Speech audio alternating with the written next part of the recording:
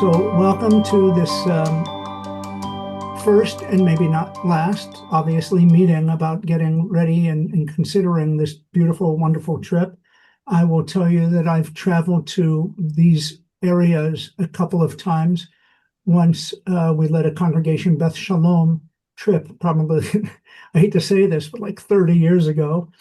And then I had the blessing of doing it with Nachshon, which is this wonderful philanthropic organization through JUF, where a lot of gentlemen have traveled together to visit Israel and to visit Poland and to visit many, many other places that they've gone to. But one of those trips that we took from Beth Shalom, or the trip, was in beautiful, beautiful weather. The Nachshon trip, not so beautiful in like February, but it gives you a different perspective of what people had to go through during that period of their lives in that kind of weather. And then I was also fortunate to go with the Cantor's Assembly to Poland as well. And that each time I've gone there, it has been uniquely elevating to me. I don't want to say that a trip like this is more important than going to Israel, but in some ways, my own personal faith has me thinking Israel will always be there for us. And I think likely Poland and the places that we'll be going to visit will probably historically be there, but I don't know what's going to happen to the Jewish communities there and the historic places that were there that may one day be torn down. I don't know, but I've always felt like it was so vital to get there sooner than later. And I'm so glad that we're going to be able to try to make this a reality. When I did go with the Cantor's Assembly, it was under the auspices of Ayelet Tours, and they have treated us remarkably well and professionally covered every possible concern of ours as well as our desires. Ayelet has also led trips for the Cantor's Assembly to Germany and to Spain. And the Germany one I was supposed to go to, and the day before I ended up with 2 double ear infections and I couldn't fly and I couldn't go. The one to Spain, I had other personal reasons I couldn't be there, but everybody has come back, again, just enthralled with the experiences that we've had. And I can only imagine the same would be true for this trip. Jeffrey, who's in the far left corner, at least of my screen, Jeff Rubchinsky is the CEO of Ayelet Tours, and he not only has done international programs for the Cantor's Assembly, but for many, many years, the company has guided us through our annual domestic conventions. So we have a deep and long relationship. I wouldn't put anybody's of our group, our Beth Shalom families, into anybody's hands but somebody like Jeffrey and their organization. And I think we have a wonderful core of people on this screen, which is wonderful, as well as I mentioned others who might yet sign up and those who have just simply said, could you record this program so that we can see it? Because unfortunately we have to miss the meeting. So let me introduce Jeff, and he will explain so much to us. If you have questions, raise your hand or unmute and be polite about when you're interrupting with your question, and we'll try to answer everybody's concerns. So I hope that's a nice enough introduction, and the only things you have to hear from me right now. So Jeff, if you don't mind, our pleasure. I do not mind at all. Thank you, Chazan Stoehr. It's truly a pleasure to be here. Hi, everybody. My name is Jeff from Ayelet Tours, and by way of introduction, since 1986, we've been connecting people to Israel and the Jewish world. If you know people that have traveled with Hadassah to Israel, that's with our company, that's with Ayelet Tours. We run a program called the Traveling University with scholar-led tours all over the world. We run trips for Jewish singles. We do lots of great stuff and have done it for a good long time. I personally got involved in the business as a wee young lad, as they say, really from my earliest memories. This company was founded by my mother, so I can remember sitting on the floor in her office as maybe 6 or 7 year-old stamping brochures. So I've come a fair distance from there. Yes, I am the CEO of the company for the last, my gosh, coming up on 10 years. And I really appreciate all that Chazan Stoehr said in terms of the relationship that we've had with the Cantor's Assembly and the types of experiences that we've created together, because these are not cookie cutter tours. These are really custom programs that we're creating together that create memories that last a lifetime. This is something, the program we're going to talk about tonight, this is something that you're going to get an opportunity to experience on so many different levels. And one of the most amazing things about it is you're going to get to experience it together, because the bonds that you're going to create as a community are going to last long beyond the trip themselves. So I'm excited for all of you that you have this opportunity to travel together. We'll talk about some of the highlights of the trip. We'll talk about some of kind of the things to expect when traveling to this part of the world, and then we'll open it up to questions. We can, you know, answer any questions that people have about travel in general, or what have you. But just to start, you know, as Chazan Stoehr said, this is not a trip to take lightly. This is something that's going to be deeply impactful. And we try to emphasize when we talk about a trip like this, this is not a Holocaust tour. You're not just going to deal with the Holocaust. There's 1,000 years of Jewish history that predate the Holocaust, and you're going to go and experience and talk about and look back at when this was really the center of the Jewish world for an extended period of time. Yes, you're going to deal with the Holocaust itself. So you're going to deal with that prehistory before the Holocaust. You're going to deal with the years of the Holocaust itself. And also you're going to get to interact and learn from the small growing communities that are there today. There are Jewish communities that are there, that are functioning. Some of them are actually quite impressively vibrant. You're going to go, when you're in Krakow, you're going to go meet with Jonathan Ornstein at the Krakow JCC. This is an organization that is incredibly inspiring. They have done work in the past few years, incredible work supporting refugees from the Ukraine war. So there are Ukrainian refugees, both Jewish and non-Jewish, that rely on the Krakow JCC for support. It's an ongoing mission. They've opened the first kindergarten, Jewish kindergarten, or I should say preschool program in this part of the world since World War II. So that's just an example of the types of stories that you're going to get to encounter. You're going to go to Brno, right? You're going to visit the place where your Czech Torah scroll comes from. These are incredible experiences. So as I said, I'm really excited for you to have this opportunity, and we'll talk about a few kind of logistics, things like that. We'll open it up to questions, but just by way of kind of orientation, those are the kind of experiences that you're going to have on this trip. Okay. I know often on a trip like this, people are concerned about weather. They're concerned about the walking distances. They're concerned about the stamina that's required to do a tour like this. So first and foremost, you should understand that, well, it is a bus-centric tour, meaning you're going to have a dedicated bus that's taking you from place to place. This is Europe, and it's not always built for easy access. So there are points in Prague and Krakow where we are going to get you as close as possible to the center of town, for example. And then there are going to be maybe a couple blocks that you have to walk to get where you're going. So some ability to walk is absolutely, it's important. But this is not a backroads hiking tour.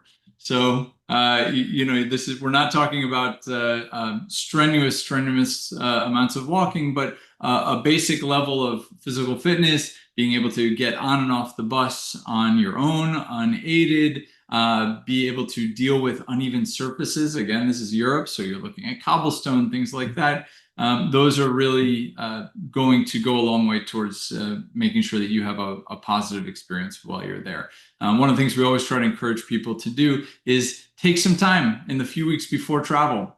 Go out and walk for half an hour a day. If you're not used to doing that, if you're not used to walking on a regular basis, just go out. It's going to make it that much more comfortable for you when you're there. Always, of course, don't bring a new pair of shoes. You should be wearing very comfortable shoes that you're used to and that you've broken in. Comfort's a good word, even though there are times where you might need slightly, nothing more than like what I'm wearing now, like a nice button down, something like that. We're talking about sneakers. Everyone that you're meeting on the other side understands that you're a group coming from the United States. Nobody's expecting you to be dressed super formally, even for Shabbat services. So just keep in mind, comfort is very important. So that's in terms of mobility or walking. In terms of weather, this is a great time of year to be there. As the years go by, the summers have gotten hotter and hotter everywhere, and that's certainly the case in Europe. So going at this time, kind of end of April into beginning of May, before the heat of summer has hit, is a wonderful time of year to be there. Facilities, not just hotels, but facilities in Europe are not well known for their air conditioning. So going before the heat of summer is actually really, really nice time to be there. It does mean you might hit some rain, so always a good idea to bring a small umbrella with you. But other than that, it should be a very, very nice time of year to be there.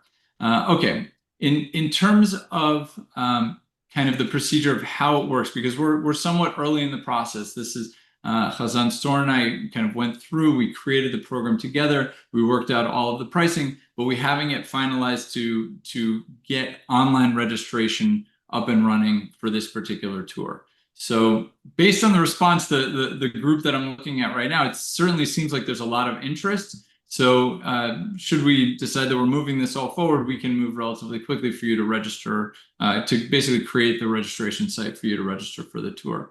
When that's up and running, you'll sign up with an initial deposit. It's $500 per person deposit. The balance of your payment is not due until 90 days prior to departure. So basically it's $500 when you sign up, and then 90 days before you go, the balance of the trip cost is due. Some people choose to make payments along the way. It's not required, just the payment at the end there.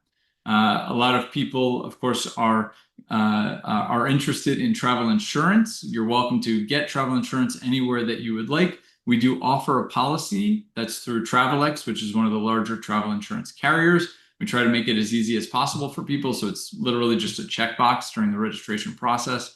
So if you would like to take that policy, you're welcome to do it. It's a group policy, very good coverage, reasonable rates, and that's available during the booking process.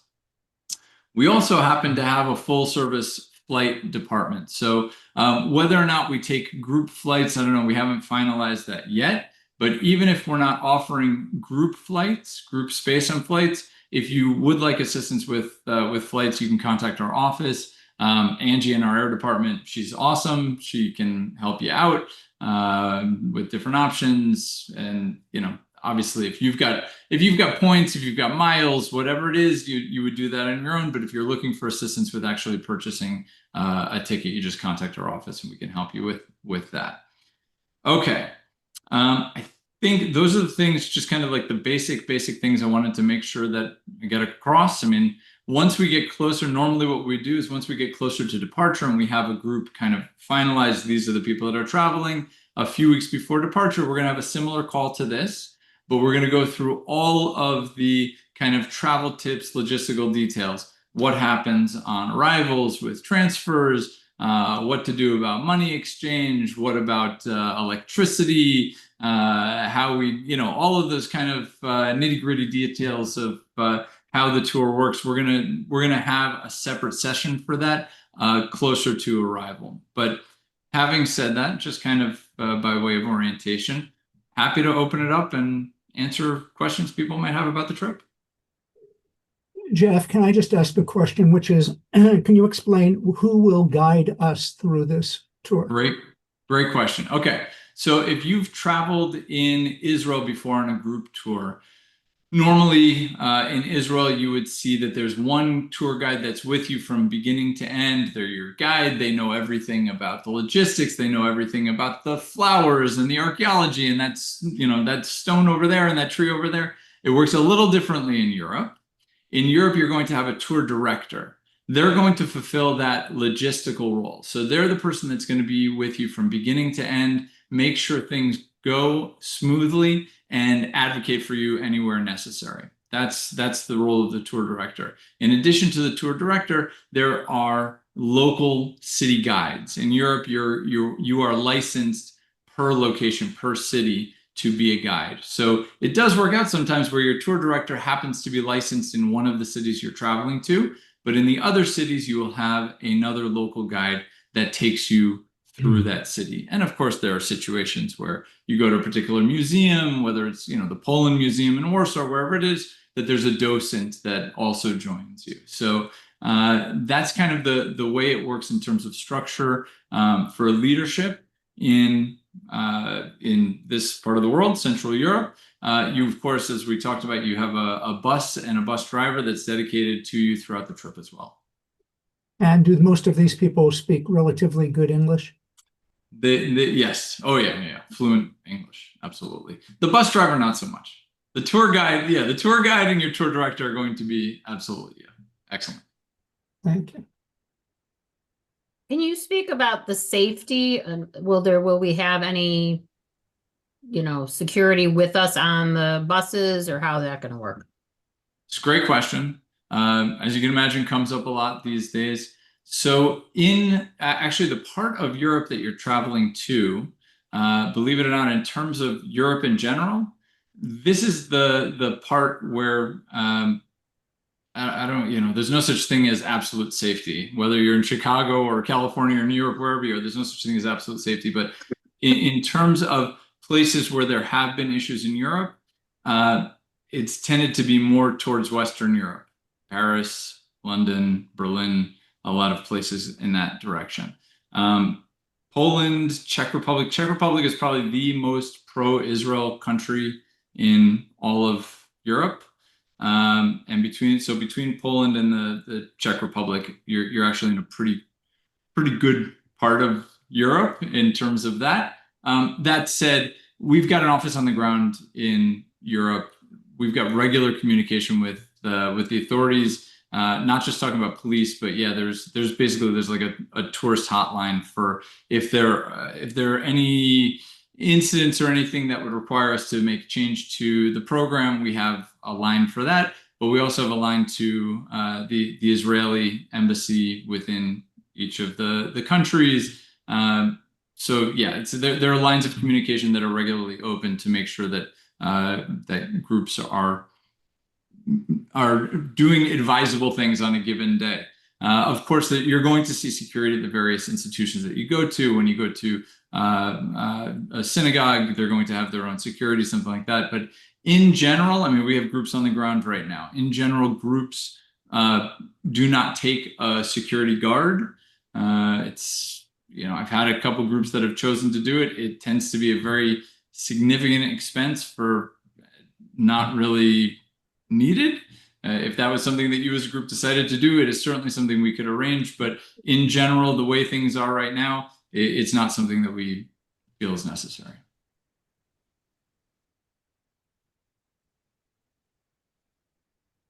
Can I ask a question? Sure. Everybody can. There's going to be points in each of the cities that we can do things on our own if there are things we want to see that the group's not seeing? The answer is yes. I mean, this is not, you guys are not campers. You're not required to attend every activity. The only thing that we would ask is that you make sure that your tour director knows if you're planning to go off route.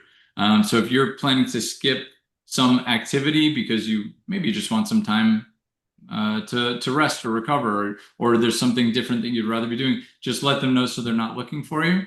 One of the really nice things about living in the age that we do is communication is much easier than it used to be. So in advance of travel, we're going to be setting up a WhatsApp group for you. So everybody's going to be part of a WhatsApp group with your tour director. So things like I know we were going to meet here, but the bus can't get through because this street is blocked. And so we need to move 1 block over and we'll see you there in 10 minutes. Right on WhatsApp, done. It's much easier in terms of the communication. Just to go back to kind of your question, there are some points where you have a little bit of free time, but there is so much to see and do at this part of the world that most of the days for the touring day, there are activities planned. But if you choose to go, as I said, go off route, you're absolutely welcome to do so. Sometimes people have done that to track down family history. They say, oh, 20 miles from here is where my grandfather lived or passed on, or I want to look for the grave in some place. Again, just follow Jeff's suggestions and be safe. And I guess if you have to rent a sherut, some sort of cab, or rent a car, or I'm sure that the tour director can give you the proper, safest way to do so. Some of you might, want to meet us. I was talking to one of the couples, maybe you want to bring up your question, but if you've been to Prague before and you'd like to go and see Vienna for a day or two and then meet us in Poland, I guess that can be worked out somehow, Jeff. Actually, it's a great point what you said in terms of genealogical touring. Like if you've got some personal routes that you want to explore, if you let us know in advance, obviously we get this question on a regular basis. We have resources in Europe that we can connect you to do the genealogical research to help you identify where the house was or where the gravestone is. And potentially, if you'd like, a lot of times people will either come a day or two early or stay a day or two late and take a private guide to go and do that. And that's absolutely something we can help you to arrange. And in that same vein, some people, after being in Eastern Europe, want to go to Israel. They feel like they need to jump into a geographical mikveh, if you will, see where we came from and see where we are currently. Again, those are things I imagine the travel agency can manage for them. Absolutely. Yeah.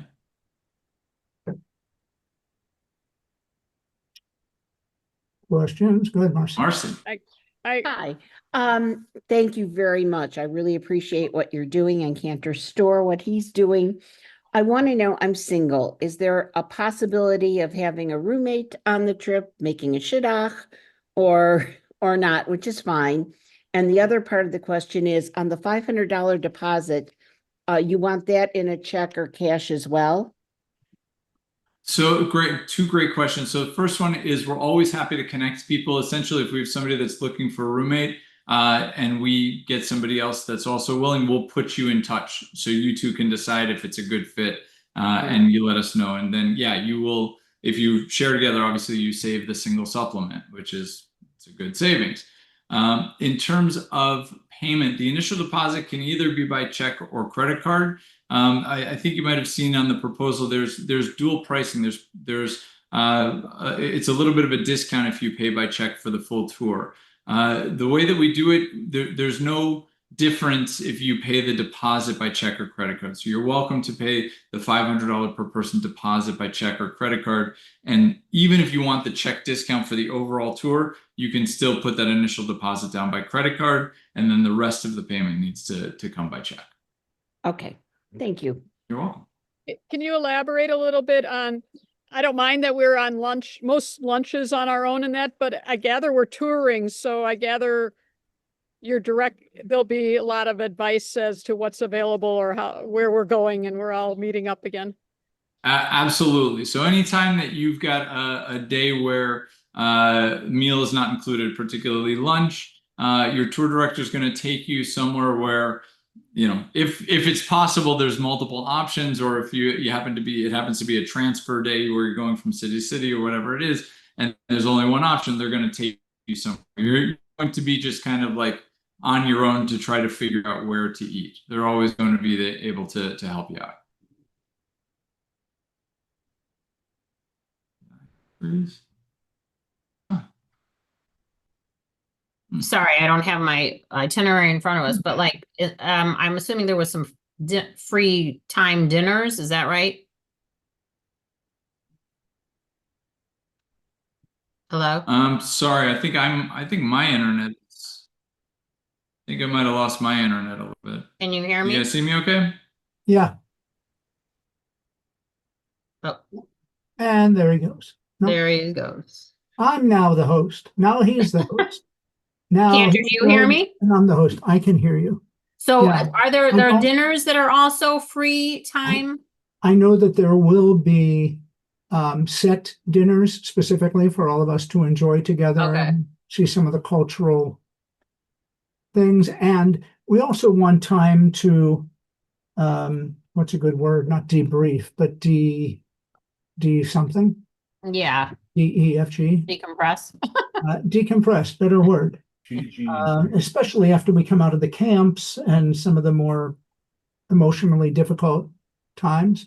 Some of us have family that have been survivors and or lost some families in those places. There's in Warsaw, I think there's a spectacular cemetery that Mhm. we'll go to and visit some of the graves of some of the great leaders, as well as like Esther Kaminsky, for whom the Yiddish theater has been named. There are people that were righteous Gentiles, who have helped save Jews through that period of time, and there are monuments to them and their history and what they did to help many of our people survive. So after those kind of days, it's good just to decompress. And there will be some prayer times. I don't know that we'll get Shacharit, Mincha, Maravin every day, but people can get up and daven as they wish, and maybe we'll stop on the side of a road and daven Mincha together, briefly. In Brno, if you come into the synagogue in the museum cases here in our foyer, there's one Holocaust Torah that came from what is it, Jeff? The Amsterdam collection, not remembering the perfect title of it, but there was a collection of Judaica by the Germans that they thought they were going to create a museum to a culture that is now forever gone, and this is what some of their things used to be. Obviously, after the war, we were able to resurrect some of those things and gather some of those things. And there's a organization in Amsterdam that sends these Sifrei Torah out to synagogues around the world. And Northwest Suburban Jewish Congregation had one, and we in our congregation had one. And when we blended as a community, we sent one of them back to them so they could send it to another synagogue, being that we were now a unified congregation. Ours is from Brno, Brno, in Czechoslovakia. When we went there years ago, we saw the building where the Chevra Kadisha was, where the burial society was, and it enters into a small little chapel, and then of course the graves are outside. But we affixed a new mezuzah on their building, and we said the brachot, and we did some spiritual things. So there certainly won't just be touring and sightseeing, but also a lot of things that I'll bring you a pack of readings and poems and stuff that we can read when we come to various holy places. And, but the afternoons or evenings after that, it's sometimes nice to sit back and kind of prepare ourselves, get a good night's sleep, and take it the next day. Not gonna worry about it. Is there a way to get a brochure? A brochure. I So don't know. the itinerary? Oh, Rima. So I'm pretty sure that Chazan Stoehr sent out the itinerary by email, but if you did not get that, if you contact him, he'll be able to send it to you. And we'll be working on creating a website for the tour where it'll be a landing page where all the information about the trip will be. Okay, thank you. Yeah, I did send 3 articles or 3 attachments to everybody. One was just a picture of my face, which was great. And the second one was about the itinerary, and the third one was about this Zoom call. So just dig a little deeper, Riva, or as Jeff says, I'm more than happy to get it to you. Okay, so, yeah, I never got it. I got the meeting information from Gloria. Oh, Gloria, isn't she special? Yes, she is. So what is the time frame on like deciding if this is a go? How does that work? I'm happy to say it's a go now. That's Okay. but that's up to Chazan Stoehr to make an official go no go. But once I hear from him, we'll get everything set up on our side so people can start to register. And what was the number, Jeff? Like we need 25 people? No, I mean 20 there's different price points based on the size of the group, but 20 is certainly a good number. Not muted. If it's not muted, Riva, just in case. I think there was prices for like 15 or 20 or yeah. Exactly. So what does a bus hold? People. It holds people, right? Yeah, that was too easy. So you could easily fit 40 plus on a bus, but more comfortably somewhere to 30, 40 is kind of like where you want to max it out for a single bus. So 20, if you get to 20, 25, it would be very, very comfortable. There's plenty of room. There's no issue with luggage space or anything like that. Marcy. Quick question. You said that gratuities were not included.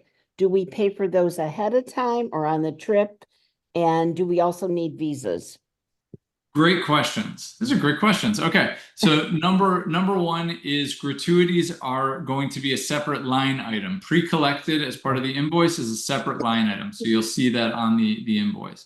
That said, obviously, as it is anywhere in the world, if you have exceptional service or you find that somebody went above and beyond, they would be glad to take your money, and not an issue. So that was number one. The second question was in terms of a visa. There is what's called the ETAIS, which has been a few months away from being enacted for about 5 years. Yeah. So they continue to delay it. As of right now, it's not necessary. Who knows by next April? Maybe as of right now, they say 2026, it's going into effect. It's not an expensive thing. It's just a form you have to fill out online in advance of travel. The only place you need it right now is if you're going to England, to London. Australia. Right, exactly. I mean, like Europe-ish. But theoretically, it will be in place by next year. But who knows? We'll see. Otherwise, just a passport. Just a passport. It's got to be valid for 6 months past travel dates. So if your passport's expiring within 6 months of this trip, you want to get it renewed now. Yeah. Okay. Question about currency. So I'm just looking. They don't. So this is not the euro here in Poland. So now you've got. Let's see. Poland's got the zloty. Yeah. Yeah. Would you say to have some of those currencies with us? I mean, I just was in Spain and everyone's like, oh, you don't need euros, but we did. If you're, there's very few times where you're going to need cash. Most places are going to take credit cards. Credit cards are accepted widely. Even, tap to pay is catching on there. The places where you will need currency, it's small things like there's certain bathrooms where you're going to have to leave a coin, that kind of thing. So, you change a couple $100, don't do it in advance. There's tons of change bureaus. Once you get over there, you get a much better rate once you're in Europe. You'll have a couple $100 worth of local currency, change it from one to the other when you cross over. That's going to be more than enough for little tchotchkes, bathrooms, things like that. Right. Credit cards are fine. Okay. Don't bring traveler's checks. Do they still have them? Yeah, those are They exist. gone, I feel like. You've got old ones from this like is 1970s. just a honest question. Do they have on the bus? Will there be a bathroom? The answer is yes, but you don't want to use it. It's really for emergencies. It's not a pleasant experience. So in case of, yes, but otherwise, kind of pretend it's not there. Mhm. Hey, Jeff, there's a number of free lunches, for free times for dinner. Would there be some type of resource sheet or something on the website that just are suggestions? You don't have to go here, but same thing you would see in TripAdvisor or some of the travel books. Here's some recommendations. Check it out. We found people like it in the past. Up to you. It's a great question. So number one, there are certain things that we're going to send recommendations in advance. A book list and like a reading list and a viewing list in advance we'll send out. We used to do a restaurant list, and what we found is the restaurants kept changing constantly, and it actually ended up being easier or better to refer people to TripAdvisor, which you mentioned. TripAdvisor, it's a great resource for restaurant reviews in Europe. That's a really good one. If you're interested in vegan or vegetarian options, there's a website called Happy Cow, happycow.net. Similar thing where it's Google Maps enabled, so you see where you are, you see where the restaurants are around you, you have reviews from people.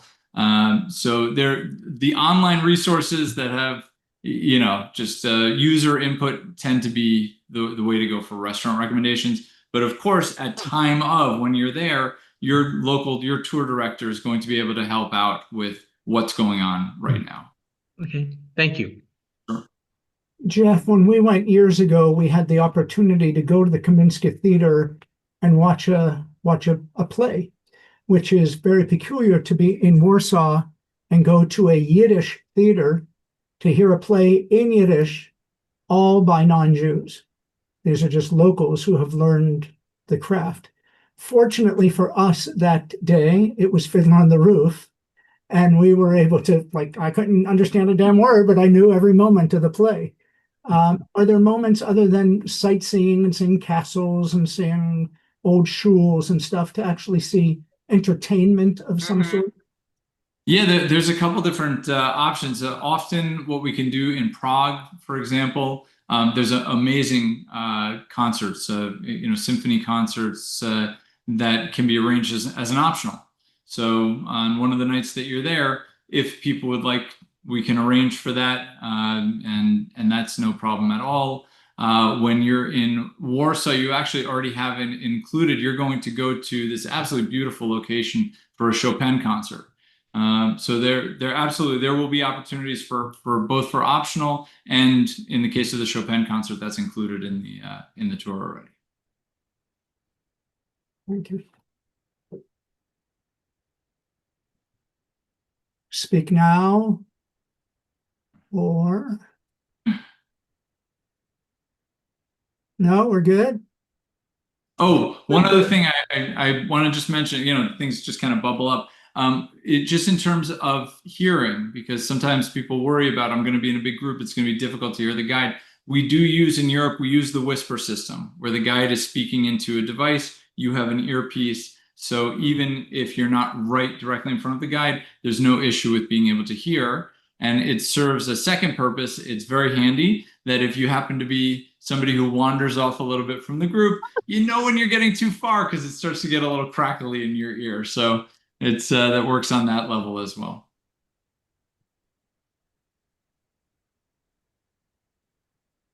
All right. And if you're ever interested in taking other trips, Ayelet does a slew of them everywhere, and some of them are deeply, deeply historic educational trips that have remarkable scholars traveling with them. What was the name of the, I'm forgetting the gentleman's name. Professor Stephen Burke, yeah, sure. Yeah, oh my gosh. Not a note in his hand, and he could speak about everything, every element of European history and Jewish culture and the relationship with Roosevelt and with just amazing. I imagine if he's not traveling with you as much anymore, I'm sure there are other people that you have selected. Oh no, I'll be with him in Prague in about 3 weeks. So yeah, he's still traveling. We've got a few other outstanding scholars that we've been working with. Of course, obviously take a look at our website. We've got trips all over the world, some very, very interesting things. But as I said at the beginning, one of the amazing things, the opportunities you guys have traveling together as a group, we hear it over and over. It really does make a difference in your experience in your community long after the trip itself. That really is a thing. So, you know, it's kind of like camp. You know, it's like it's bonding in a different way than just seeing people at shul. Jeff, once we sign up, if Lee does it on his, is my email going to get all notifications too, or how do we make sure that both spouses are getting it? Because sometimes. That's it. No, that's a great point, because when you create the reservation, you're right. There's going to be a primary point of contact. So there'll be one email address that's kind of assigned. There is a way for us to add a second email address onto the reservation. So you let us know if there's a second email that you would like to receive communications as well, and we can add that on the reservation. Question. What about cell phones? Wait, 1 sec. Was that other question answered completely? Yeah, and I gather that'll keep us in line. We'll know how many people are registering and how big the group's getting. Will that be accessible of who's joining the group? You're not going to see that, but I mean, Chazan Stoehr will have access to that information. Yes. Okay. And I'm going to know too. Go ahead, Elliot. Thank you. What about cell phone or being able to communicate back to the United States? So there's a few different options. These days, most of the carriers, Verizon, AT&T, T-Mobile, have an international plan for $10 a day, where you essentially just use your phone as though you're back home. Some of them have kind of like a data cap, after which they charge you more. Yeah. A lot of them, or they'll charge you $100 for the whole month if you're going to be traveling for a longer period of time. There are less expensive ways to do it with a SIM card. For my money, it's just not worth it. It's like, for the $10 a day, I don't have to think. It's just done, and just use my phone. And particularly with the WhatsApp group, yes, obviously there will be Wi-Fi in the hotels and places like that, but having your cellular data that you know you're getting the WhatsApp notifications, it's advantageous. Thank you. Jeff, since Go ahead, Dennis. travel's not. Oh, sorry. Is the Whisper device one-way communication, or you can ask questions through it? It is one-way communication. It is one-way communication, yeah. Okay. Steve? Yeah, thanks. Jeff, since the travel's not included, I take it there's no issue showing up if you want to extend it, showing up a few days earlier, more for Prague, a few days later, if you want to do more things in Poland.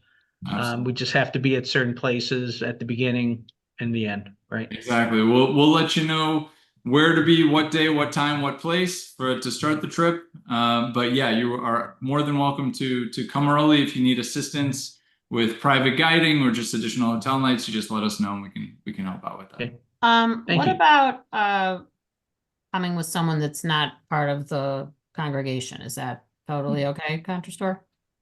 Yeah. Like if I bring a friend. Somebody has a friend or a Yeah. cousin or sure. Sure. All right. What else? Lee, you said something about having enough miles to fly everybody over there. Was that? Oh, great. You couldn't hear me. You couldn't hear me. Okay. That's good. It's just one-way conversation going, right? Great. Okay. Well, I think we've gotten a slew of things answered. To me, I feel very optimistic that we're going to be able to pull together a wonderful group of people. And any other questions before we let Jeff go and thank him for his time? So I'm sorry, I know I said this. So now what will be the next steps of how this works, Cantor? With like putting down the deposit and all this stuff like that. Right. I think Jeff might be a better. Okay, Jeff. Once I get the official green light, which it seems like there's certainly enough interest here, we'll get online registration set up. It'll be like a web landing page, a private link. It won't be on our website. You have to have this specific link because, of course, this is a private tour. Okay. So I will get that to Chazan Stoehr. He will get that out to all of you. Once it's ready, it'll be hopefully within the next couple of weeks, and then you'll be able to sign up. If you have any trouble or you need help, you just contact our office, and agents are standing by. Now we can help you out with registration. Thanks. Absolutely. All right. I don't see any concerned faces. which is wonderful. And I appreciate your time, and I hope the communications I've been having with everybody have been relatively clear, and that will continue as we move forward. Okay.